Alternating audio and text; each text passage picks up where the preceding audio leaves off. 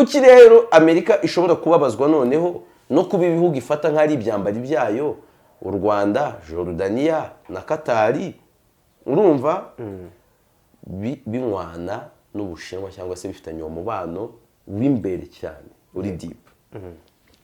U Rwanda ni igihugu abantu bashobora kwibeshya ngo ntigifite profondeur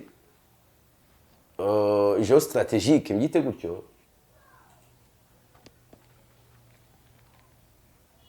kubera ingano na population nto, ariko u Rwanda ni igihugu kibyibuhije mu bundi buryo, kibyibuhije cyangwa se cyabyibushye. U Rwanda mubona ku ikarita ntabwo ariko rungana muri politike. Kabila uvuga ibyo akavuga ngo Tshisekedi ubutegetsi bwe ntibwemewe n'amategeko. Kabila wamushyize ku butegetsi, ajya no kumusinyisha amasezerano mu ibanga, sibyo? Anamwima kopi ngo afite ubwoba kazajya ku mbuga nkoranyambaga. Wowe wabeshya abaturage ko batoye umuntu atari we batoye, n'amasezerano mwasinyanye uhisemo kaba ibanga, ntawe ugomba kuyamenya. Abaturage ubwo bafite uburenganzira ku butegetsi bwabo, andi nyuma y'igihe ukeneye ko tuza kukwita umuntu mwiza ngo uri umutegetsi mwiza comparing to him. Uyu munsi Kongo mu bizahaje harimo imitwe y'inyeshyamba iri hagati y'ijana na 200, sibyo? Yego. Iyo mitwe imyinshi muri yavutse ku butegetsi bwabo. Are you a better person?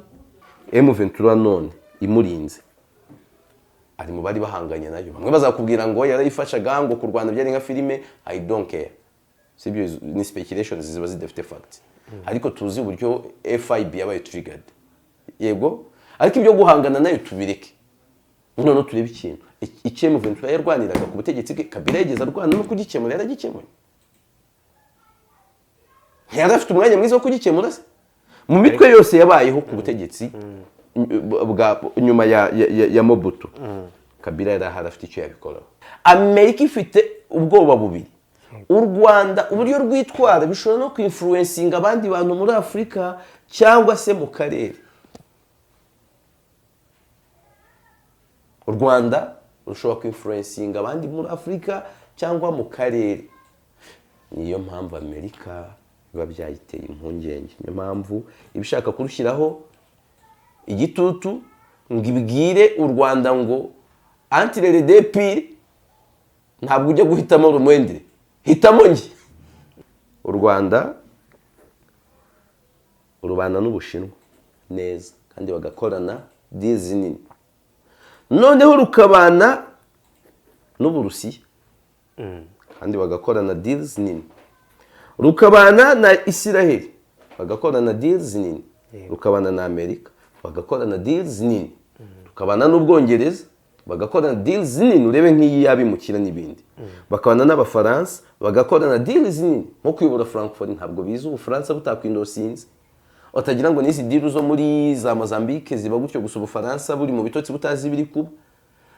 Ubaze mu bihugu wavuga ngo bifite, bagakorana n'Abahinde, nari nabyibagiwe.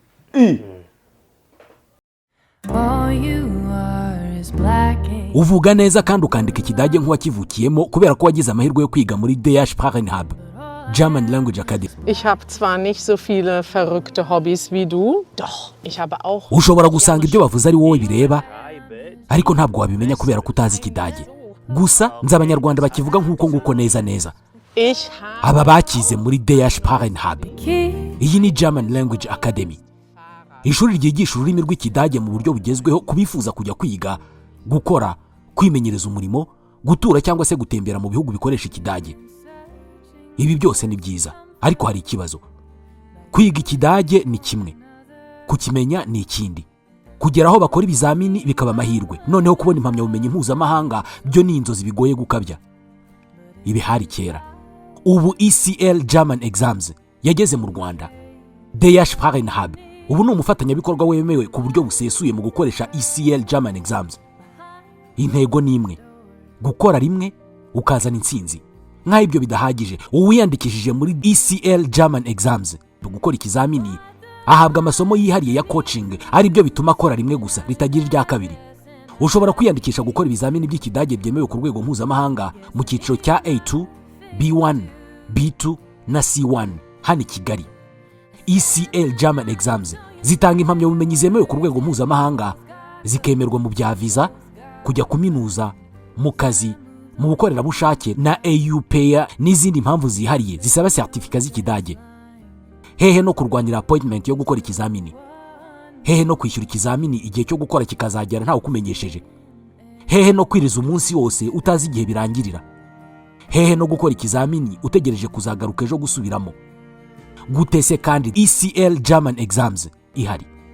Wowe duhamagare cyangwa twandikire kuri 07 38 33 032.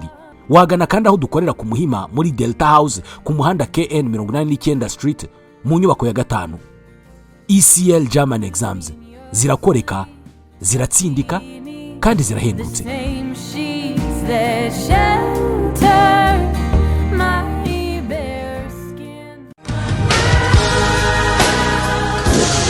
Inzozi zawe zo gutunga moto nziza igezweho kandi yizewe zibaye impamo hamwe na Spiro. Sendegeya Emile arazigufitiye ku giciro cyiza kidahenze, utayafite yose yuzuye ukaba wakwishyura mu byiciro. Spiro M1, M2, M3 zisange mu Giporoso ku cya Mitsingi ahateganye na Hilltop Hotel. Hari icyapa kinini cyanditseho Sendegeya Emile. Ukimara kugura yawe uhita uyitahana ako kanya.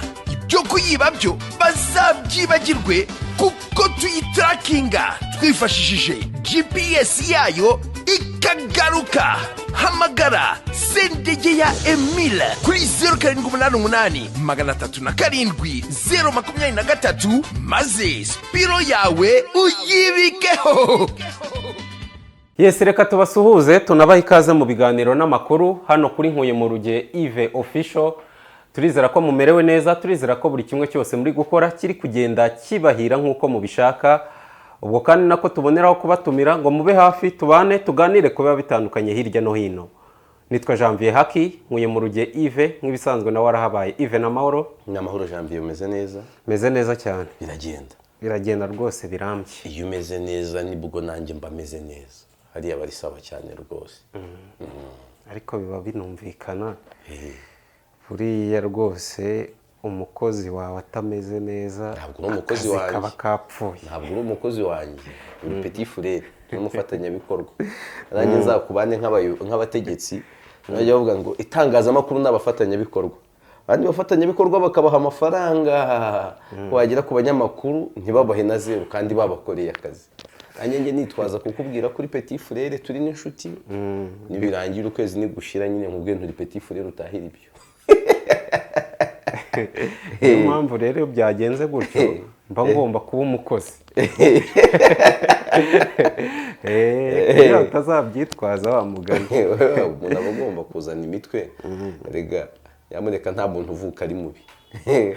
Umuntu uvuka ari mubi, abantu barakoreye abantu bakajya babakora utuntu none umuntu nakahita twiga. Nawe ukiga kudukora. Ukiga kudukora. Ariko ni bakeya we byagenze gutyo. Banyambuye nta nabo, ahubwo ababigerageje bo ni hafi ya bose. Ariko kunyambura ntabwo bijya bikunda. Ntabwo bikunda. Keretse nge nabishatse nk'uwo keretse nagusoneye. Wanyambura ute se ubwo naruko. None muri ibi dukora ntabwo byakunda rwose. Ntabwo wanyambura ngo bishoboke. Yego. Ibi bintu biravuna cyane. Ntabwo wanyambura ngo bikunde pe. Nyamara arabarira yo kwarika bavuga ko bambuwe igihe ndetse kinini cyane. Niba abantu barabigerageza ariko nge ntabwo wanyambura ngo bikunde. Muri ibi dukora kiritse ibindi. Abantu bajya banyambura bino by'amapublicité. Hari ngiye wizera umuntu umukoranye nk'amezi 5 ubundi abantu bishyura mbere. Angahe akakubwira ati ntabwo bimeze neza ariko gukora nzayeguha. Ugakora 3 akakwambura. Ibyo rwose birakunda. Ariko ngewe nabyutse nkategura ikiganiro nkagikora 1 2 3 watinda kunyishyura nta kibazo kwezi kumwe 3 ariko ntiwanyambura. Ntiwahese.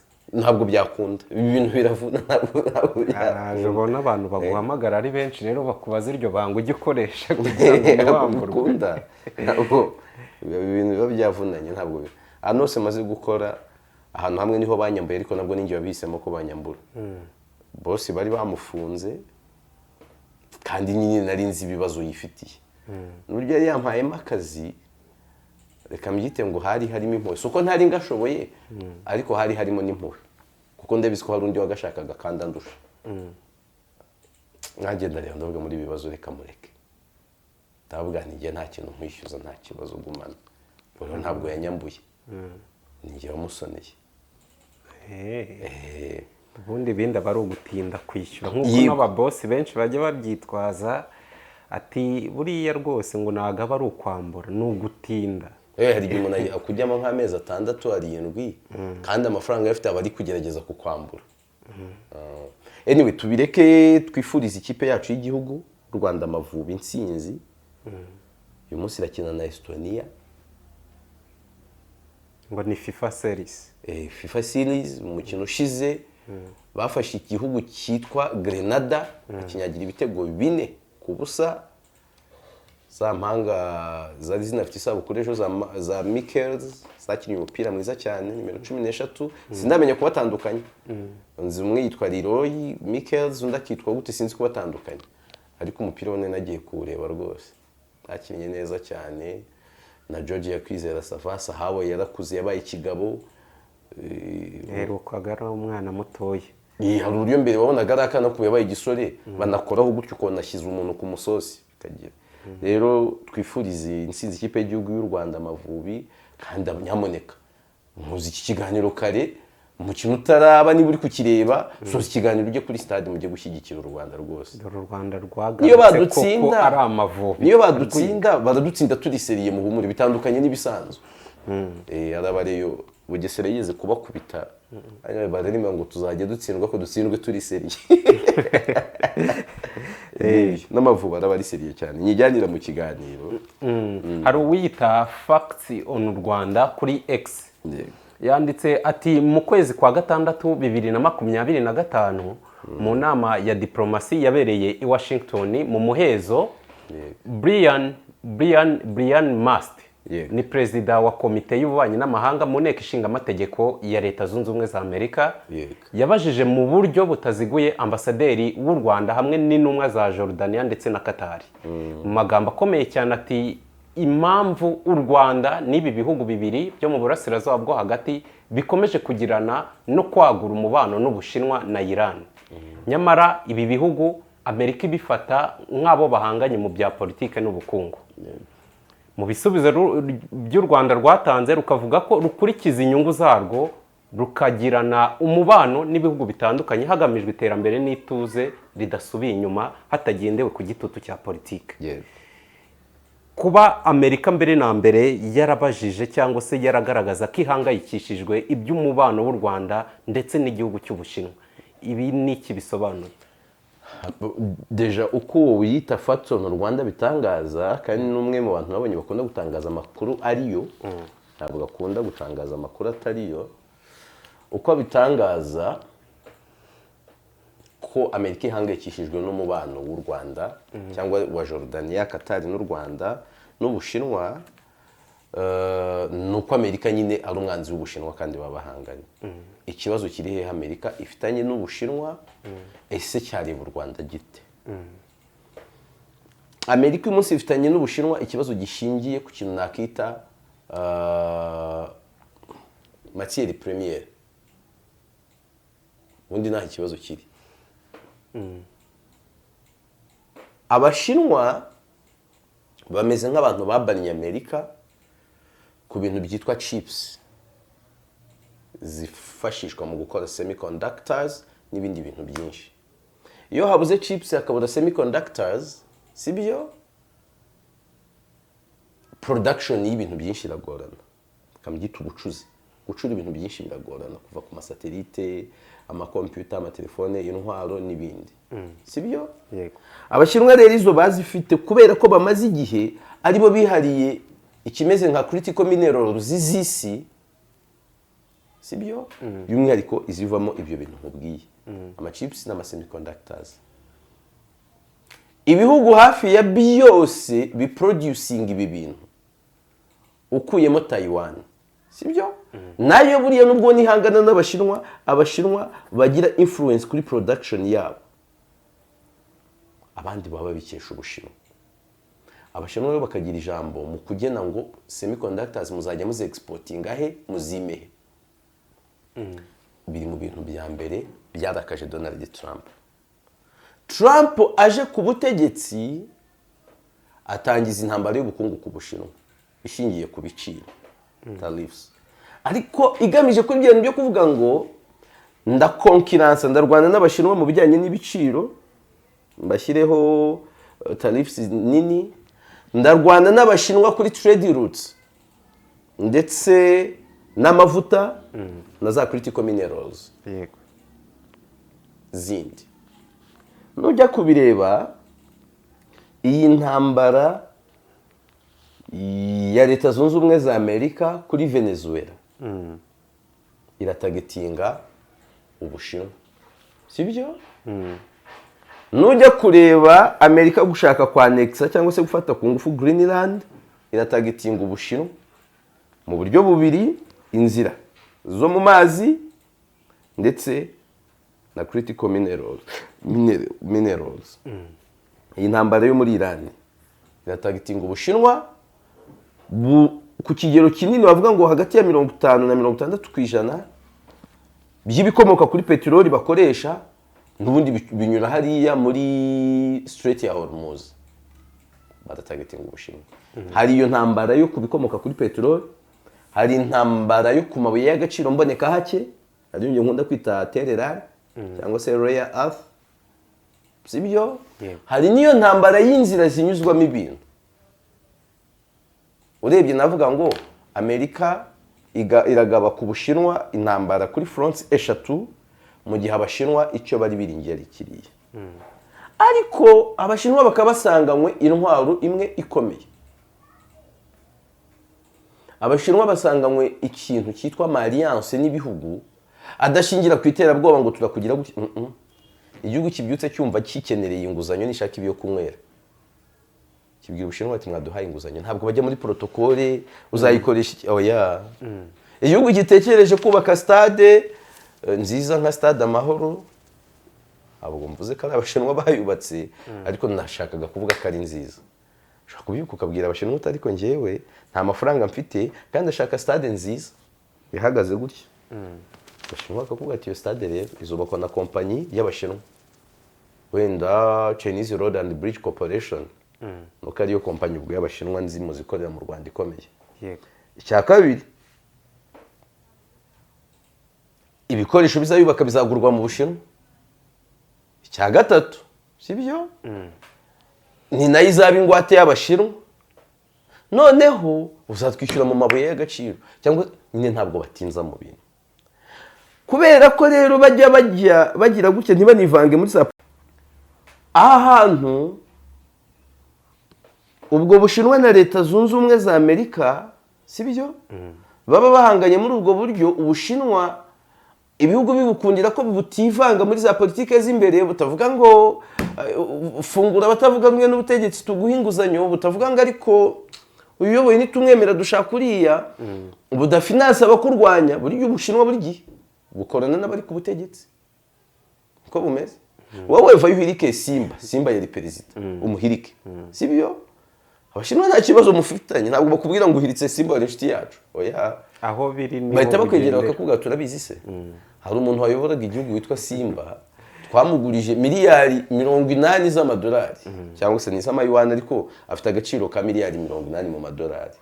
Kandi niwe wayoboraga igihugu. None ntabwo byumva ko bigomba kuyatwishyura se. Nta kibazo. Ariko nawe kugira ibintu bigende neza bataguseka, dufite indi nguzanyo ya miliyari 500 nazo, urayafata? Nawe mpita mukomezanya, ejo abandi baguhirika bakagaruka akavuga ati ariko umwe wahiritswe mbere yaradufitiye 800, n'uwakurikiye nawe wamuhiritse adufitiye 500. Ati ndabizi imibare ngiyi n'ibimenyero. Ati okay, nisewe nta zindi 100 nushaka, nawe bakaguha. Nuko bibera. Ariko urumva they pose a very huge threat kuri Amerika. None kuki Amerika bihangayikisha? Abashinwa mu kubaca intege kuko bahanganye mu bukungu na Leta Zunze Ubumwe za Amerika, Abashinwa bafite production nini cyane, yego, kandi ihendutse. ugukorana n'abashinwa ntabwo biba biri mu gukorana gutyo gusa n'umwanzi wa Amerika, harimo ko baba bari no gutwara isoko Amerika ishaka, sibyo? Abashinwa bafite production nini, bafite intwaro nziza kandi ku giciro gito, ni abantu batanga izo nguzanyo batagoranye.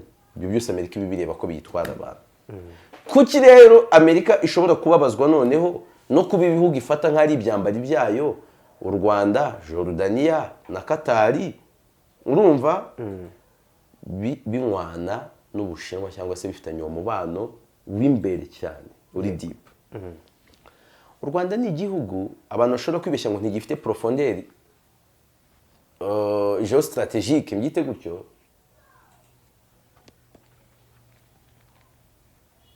kubera ingano na population nto, ariko u Rwanda ni igihugu kibyibuhije mu bundi buryo, kibyibuhije cyangwa se cyabyibushye. U Rwanda mubona ku ikarita ntabwo ariko rungana muri politike no mu buryo bwa influence. Tugira nitiza amagambo ya wa mugabo witwa Senateri Vode, ni partenaire fiable et incontournable si tu le veux ou pas, sibyo? Nta kintu wakora mu karere mutari kumwe n'u Rwanda. Kubera iki rero ibyo bihangayikisha Amerika? Muri iyo miterere y'u Rwanda imeze gutya, u Rwanda ruba rwashatse gukora ikintu kimeze nka hedging diplomacy, sibyo? Hedging diplomacy urya hose nka bwana cyangwa se nka dame. U Rwanda niyo rukora mu bundi buryo, abantu babyumve, niba atari nayo rukora yuza kubimpora, ariko nge mu mboni zanjye mbona ariyo diplomacy rukora. U Rwanda urubana n'Ubushinwa neza kandi bagakorana deals nini, noneho rukabana n'Uburusiya kandi bagakorana deals nini, rukabana na Israel bagakorana deals nini, rukabana na Amerika bagakorana deals nini, rukabana n'Ubwongereza bagakorana deals nini, urebe nk'iyi yabimukira n'ibindi, bakabana n'Abafaransa bagakorana deals nini. Nko kuyobora Frankfurt ntabwo biza Ubufaransa butakwidosinze, utagira ngo n'izi deal zo muri za Mozambique ziba gutyo gusa Ubufaransa buri mu bitotsi butazi biri kuba. Ubaze mu bihugu wavuga ngo bifite, bagakorana n'Abahinde, nari nabyibagiwe. Zizayitexirwa n'iby'Abahinde, izi za Spiro n'iz'Abahinde, kandi ntabwo ari ibintu biza gutyo gusa. Ubuhinde mu bihugu bifite ishoramari rikomeye mu Rwanda ni ubwa kabiri nubwo budasakuza. Jondi hari inama nari ndimo muri Serena, yego, ambasaderi w'Ubuhinde arimo, umuntu yiha kwibasira rwiyemezamirimo w'Umuhinde bagiranye ibibazo n'ibikevuga ngo uburyo Abahinde bose arabeswa. Bimwe bavugaga kera ngo Abashinwa bararakara umusatsi ukanyeganyega, sidero Ubuhinde yararakaye umusatsi uratembera ndabireba. Vuga ati iyo mikino ntimukayikine musebye igihugu gutyo. Ngewe igihugu cyacu n'abantu ba kabiri hano bashora imari hano muri kukina. Ntabwo ibyo bintu nari mbizi. Iyo bimeze gutyo rero ugakora iyo hedging diplomacy, Amerika ifite ubwoba bubiri. U Rwanda uburyo rwitwara bishobora no kwinfluencinga abandi bantu muri Afurika cyangwa se mu karere. U Rwanda rushobora kwinfluencinga abandi muri Afurika cyangwa mu karere. Niyo mpamvu Amerika biba byayiteye impungenge, niyo mpamvu ibishaka kurushyiraho igitutu ngo ibwire u Rwanda ngo entre les deux pires ntabwo ujya guhitamo rumwendere, hitamo nge. Uri kumva? There are two sides of the same Satan. Ako choose my side. Kubera ko nubwo uri agahugu gato, nzi profondeur stratégique ufite idahura na taye yawe. Niyo mpamvu Amerika ibi bitekereza. Hakaba n'akandi kantu rero bijyanye n'imyitwarire ya Leta Zunze Ubumwe za Amerika ukurikije ibiri mu nyandiko. Iyo ndi kubivuga kuri iki kibazo cya Kongo, byo mbivuga gutyo. Ukurikije ibiri mu nyandiko, Amerika mu kibazo cya Kongo ntiri ku ruhande rw'u Rwanda. Ko byashoboka ko inyuma y'amarido byabiruriho cyangwa bakaba hari n'ibyo baziranyeho. Ukurikije ibiri mu nyandiko rero, niba ari nabyo biri inyuma ya rido, byashoboka cyane ko Amerika yagira impungenge zo kuvuga ngo ibi bintu biraza gusunika u Rwanda ku bandi bantu batari twe, kandi bishobora no kuzaduhombya mu karere. Kubera ka kantu u Rwanda partenaire fiable et incontournable si tu le veux ou pas. Gutyo bikagenda gutyo. Mu magambo make impungenge za Leta Zunze Ubumwe za Amerika zishingiye hanyuma kandi ayo mahitamo y'u Rwanda nyashyigikiye 400% yo gukora hedging diplomacy. Wenda mu bihe bikomeye ni ukuvuga ngo niba uri umuyobozi w'abakozi sibyo boss akaza yarakaye ujya ku ruhande rwa boss cyane ko bigenda niko strategy bigomba gukorwa. Boss yari kuza akikinga ibintu byose abimena uri umuyobozi w'abakozi uhita ujya ku ruhande rwa boss cyane rwose, naho abakozi ukajya ubatuka unabegera babwira ko ushobora no kujifuramo umuntu. Ariko boss iyo yatuje ugomba kwibuka ko uri umuyobozi w'abakozi atari we boss mukuru ugaharanira inyungu z'abakozi. Kazi ukajya ubwira boss utari ko boss rwose kanaka birakomeye tubigenze gutya. Kuba Amerika muri no minsi nyine hari ibibazo iri gukora muri za Iran na hehe hari igihe tubaruka rero se na Amerika gusa oya. Tuvuga uti Amerika ibirimo ariko mu biri guhombya harimo na Israel, harimo na Katari, harimo na Arabia Saudite, harimo na Leta Zunze Ubumwe z'Abarabu kandi abo bose ni inshuti z'u Rwanda. U Rwanda rukabwira Iran ruti rero umva tukubwira Iran urimo urakora gasomborotso no kwiyenza mu burasirazuba bwo hagati kandi ntabwo tubikunda ibyo bintu ni bibi. Haya amahitamo nyine ubara ukahita ureba uko inyungu zimeze. N'ahandi rero u Rwanda rureba ku nyungu zarwo ariko Amerika hari igihe bitari kubikunda. Ariko ni amahitamo mashyigikiye. Yego. Hanyuma bituma iyo uhisemo uruhande rumwe ari abaparteneri bagenda. Rimwe na rimwe kandi abantu barakwigarurira burundu. Kandi abantu bakwigaruriye burya ubigwamo. Izi mpungenge za Leta Zunze Ubumwe za Amerika zishobora kuba byatuma cyangwa se urabona Amerika ishobora kuba byayiha ubushobozi bwo kuba bwahagarika imikoranire y'Ubushinwa cyangwa se mu by'Ubushinwa Ubushinwa bwakoranaga n'u Rwanda.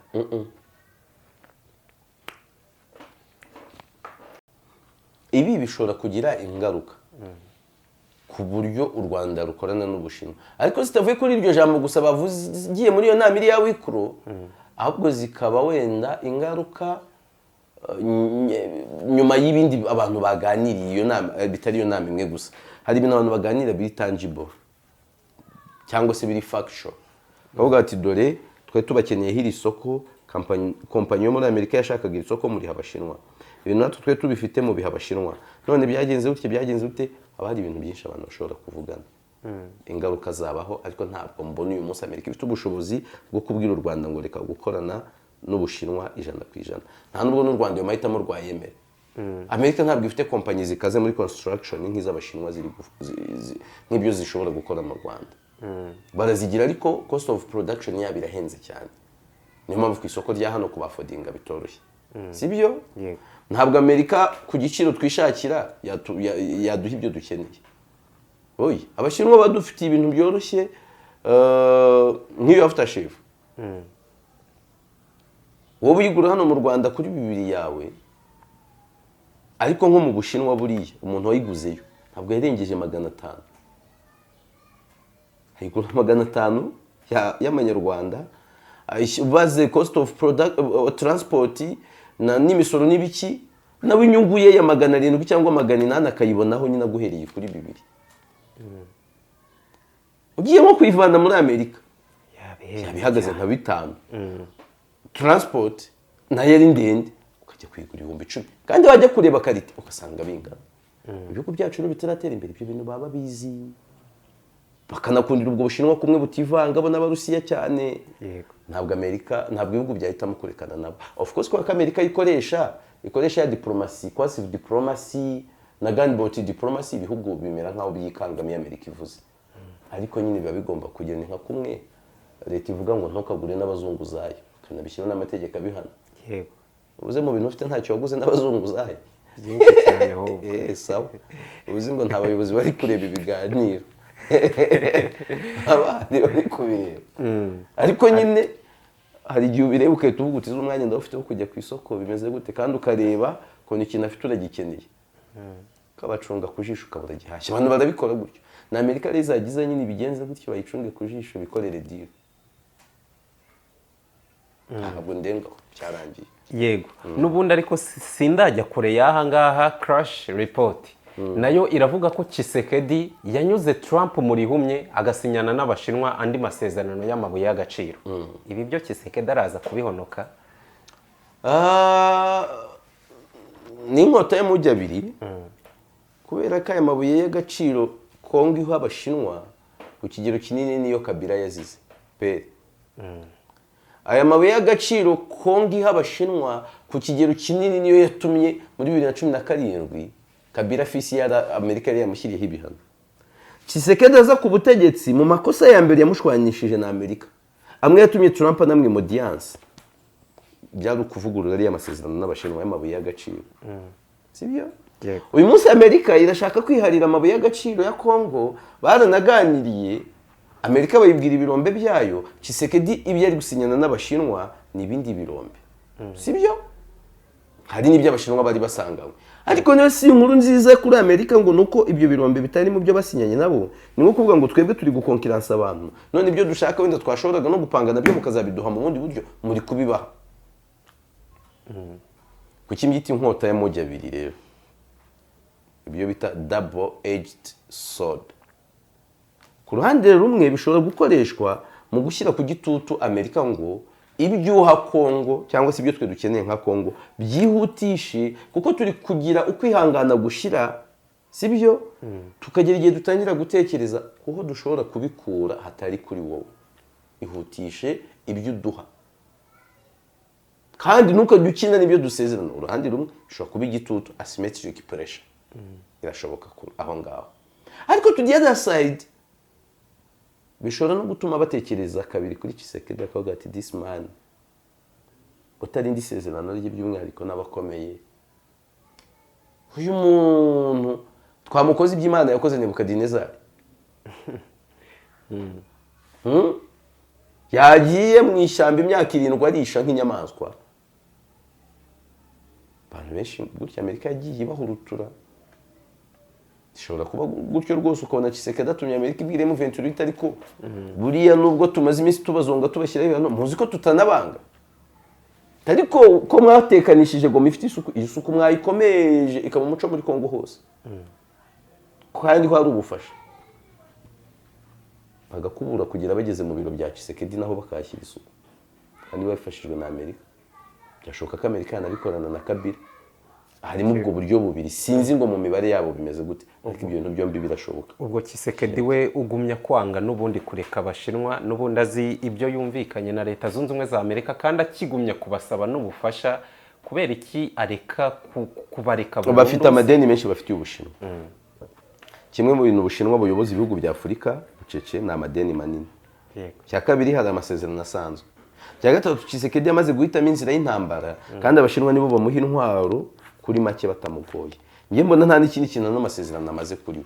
Tshisekedi arashaka imbunda kandi abashinwa bamuha imbunda batamugoye. Bitandukanye na Kongo, nako bitandukanye na Amerika ushobora kuziguha bigoye. None uyu munsi bwo iranazikeneye cyane kubera intambara nyinshi bari kujyamo. Niyo mpamvu kintu uko mbibona. Nanone indi nkuru dukesha Steve Wemby iravuga ko mu kiganiro yagiranye na The New York Times cyasohotse uyu munsi Joseph Kabila yashinje ubutegetsi bwa Felix Tshisekedi kwibasira abatavuga rumwe nabwo, anahakana ko mu gihe cye higeze habaho igitutu. Muri iki kiganiro yigeze agira habaho igitutu nk'uko Tshisekedi afite ari ku gitutu cya Joseph Kabila ubwo ngubwo. Muri iki kiganiro kandi Joseph Kabila yanavuze ko inzego za leta za Felix Tshisekedi zitemewe n'amategeko. Ati rwose kugerageza guhuza ubugome bw'inyeshyamba na Kabila n'ubuswa gusa. Ngiye nubwo mbivuga abantu bakantuka. Kabila na Tshisekedi nshyiramo bihwanye. Kwako Tshisekedi yanga ubuyobozi bw'u Rwanda akananga u Rwanda. Abanyarwanda iyo ufashe undi muntu ukamugiranya na Tshisekedi kandi uwo muntu arwanya Tshisekedi, bamwe muri bo babibona nabi. Ariko kuri njye bambwiye bati Kabila na Tshisekedi nahita nshyiramo bihwanye. Ndetse ku ruhande rumwe Kabila bose ni ibyago Kongo yagwishije, bose ni ukuri kw'Imana, bose ni ibibazo kuri Kongo. Kabila uvuga ibyo akavuga ngo Tshisekedi ubutegetsi bwe ntibwemewe n'amategeko. yego Ni Kabila wamushyize ku butegetsi. Ajya no kumusinyisha amasezerano mu ibanga, sibyo? Anamwima kopi ngo afite ubwoba kazajya ku mbuga nkoranyambaga. Wowe wabeshya abaturage ko batoye umuntu atari we batoye. N'amasezerano mwasinyanye uhisemo kaba ibanga ntawe ugomba kuyamenya. Abaturage ubwo bafite uburenganzira ku butegetsi bwabo. ntabwo Kandi nyuma y'igihe ukeneye ko tuza kukwita umuntu mwiza ngo uri umutegetsi mwiza comparing to him. Uyu munsi Kongo mu bizahaje harimo imitwe y'inyeshyamba iri hagati y'ijana na 200.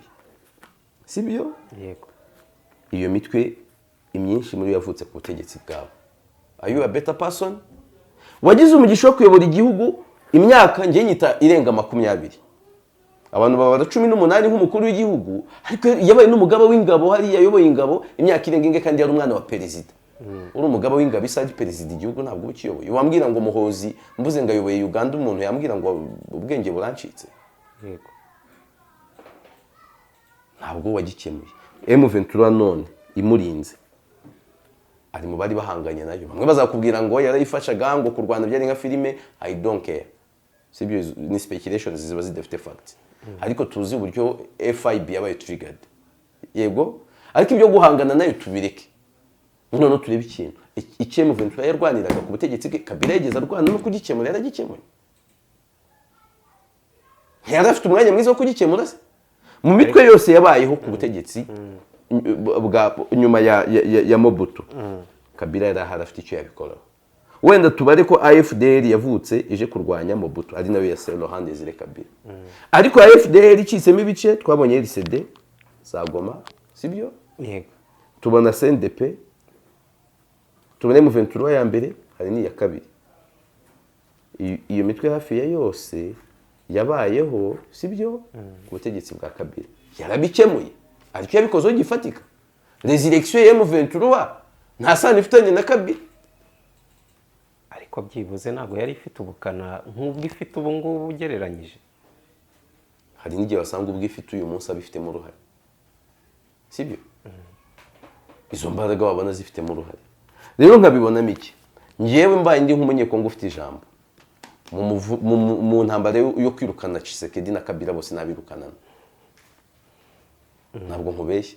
Nazana undi muntu udafite aho ahurira n'ibyo bibazo. Ibyo avuga rero ndi kumubona nk'umuntu uri gukora ibishoboka byose ngo agaruke ku butegetsi, kandi birashoboka batakubeshye. Muri Afurika birakunda kuba ku butegetsi ukabugarukaho hatazagira ukubeshya. Uyu Denis Sassou Nguesso uyobora Congo Brazzaville, Pascal Rusuba ntiyamubiranduye, uze nyongera akamubirandura kaza kayobora. Na Kabila mufata nk'umuntu uri kubigerageza. Niyo mpamvu ari no gukora nayo masorti mediatique, ariko biriya bari kugira ngo agire ibyo avuga ko mu gikari buriya nihakorera manevre zishoboka. Ariko nawe simbona ibisubizo azaha Kongo. Sinkubeshye. Simubona. Wowe uyoboye igihugu kirakeneye munsi y'ubutaka, ntabwo kiri mu bya mbere bikeneye ku isi munsi y'ubutaka. Kiri mu bya mbere ahubwo bihakize. Ugasoza we bavuga ko ufite miliyari 3 z'amadolari, abaturage bagikeneye ngo none uri kuvuga nk'undi muntu ko ari we mubi kukurusha. Ni bya politike. Kabila ni mubi na Tshisekedi ni mubi, bose ni kimwe. Hari njye mvuga ngo nibwira ko M23 kuko yo bamwe mu bantu bayobora amakuru make mbafiteho, abantu bari sage, banibwira ko ari nka kumwe ushobora kwemerera gukorera umubosi ukwanga ariko kwa guhemba menshi. Bavuga nti bo barabizi neza Kabila icyo abongerera ku munzani, ariko nabo ntibamwemera. Ngite gutyo. Ariko se byaba bihura buriya ni ibyo Kabila avuga kuri Tshisekedi, kuvuga ko Tshisekedi ari umuyobozi mubi, cyangwa se Tshisekedi nyine hari ibyo akora nyine ukavuga uti Afurika waragowe. Icyo biragaragara. Ariko se Kabila wiki ikintu Kabila azi gukontorora kurenza abakuru b'ibihugu benshi muri Afurika. Ninshaka mvuge ngo hafi ya bose, Kabila azi gukontorora ururimi rwe. Ubu nibwo atangiye kwiga kuvuga ubundi Kabila ku butegetsi bwe. Ntabwo avuga ibintu byinshi, n'ubuzare ntabwo ahoragura ibigambo. yaranaherutse no kugaragara cyane mu Muri minsi ari kugaragara bitangazamakuru muri iyi minsi uri kumbwira ibyo yaganiriye na The New York Times ejo yari ari kuganira na Libre Belgique nyuma uzi bimwe yaganiraga na Sunday Times ya Afurika y'Epfo urebye kuva mu kwezi kwa gatanu umwaka ushize kugeza ubu Kabila amaze kugaragara mu itangazamakuru amaze kugira sortie mediatique nk'enye eshanu gutyo bazima na ya video yego ibi ngibi Kabila akomeje kugenda avuga hari isano byaba bifitanye n'abanyapolitike batandukanye barimo na Katumbi nagiye mbona barimo baravuga ko rwose badashyigikiye na gato ibijyanye no guhindura itegeko nshinga. nanjye nubwo ntari umunyekongo navuga ngo simbishyigikiye ariko ntabwo bindeba n'urwenya mukagira imana mwe nibyo abanyekongo ni amahitamo yabo nta muntu utavuga rumwe n'ubutegetsi ushobora gushyigikira ihinduka ry'itegeko nshinga kubera ko iyo rihindutse rikagumisha perezida uriho ku butegetsi umuryango w'umuzana ku butegetsi uba ufunze abanyapolitike nka ba Sekikuni Moise Katumbi Chapwe Martin Fayulu na Kabila ntabwo bashyigikiye ko rihinduka kandi nanjye rwose ndabyemera kuko Tshisekedi nahindura itegeko nshinga akaguma ku butegetsi hari umurage mwiza ko ngo yarigize abandi bazi iyo itazi yego azaba ari kugana mu nzira zo kwica ikintu cyitwa peaceful transition of power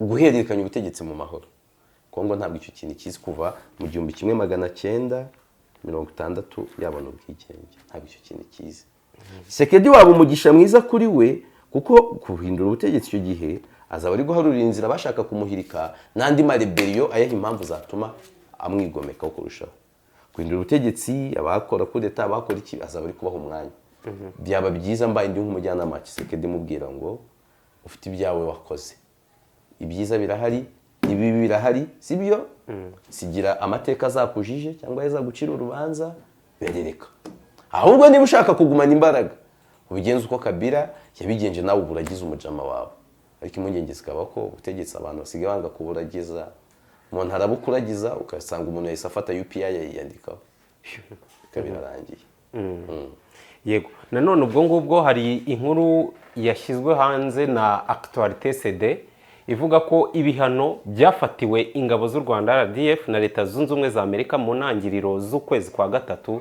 bikomeye kandi atari kuri izi ngabo zafatiwe ibihano gusa bigomba kugiraho ingaruka bavuga ko izi ngaruka zitazagarukira gusa kuri RDF kuko n'ubundi bigomba no gukora kugira uruhare runini ku bukungu bw'u Rwanda aha bavuze ko bigomba gukora ku bigo bigiye bitandukanye by'ubwubatsi ubuhinzi inganda n'imari ibigo ndabona banashyizemo birimo byihoreye kirirwa bigarukaho ibyo bigo n'ibindi nk'abantu ba Actualité CD ni ikinyamakuru cyegamiye kuri leta ya Kinshasa yego bifate nka gutya wabona hano mu Rwanda bari bitangazamakuru byegamiye ku butegetsi gishobora kwitwa ikigenga ariko kimenya impumeko y'igihugu kikanakora muri ubwo buryo gishobora no gukoreshwa mu kwataka bo nibo babisesengura gutyo kandi muri ubwo buryo byaba byiza ahubwo ngewe iyo bimbaza mu buryo bwanjye ntashingiye ku nkuru ya Actualité CD bashobora kubikora nk'ibyifuzo ntabwo inkuru yabo bakeneyeho fact ntibakeneye no kuyiverifya niba nakeneye n'ibindi bimenyetso bindi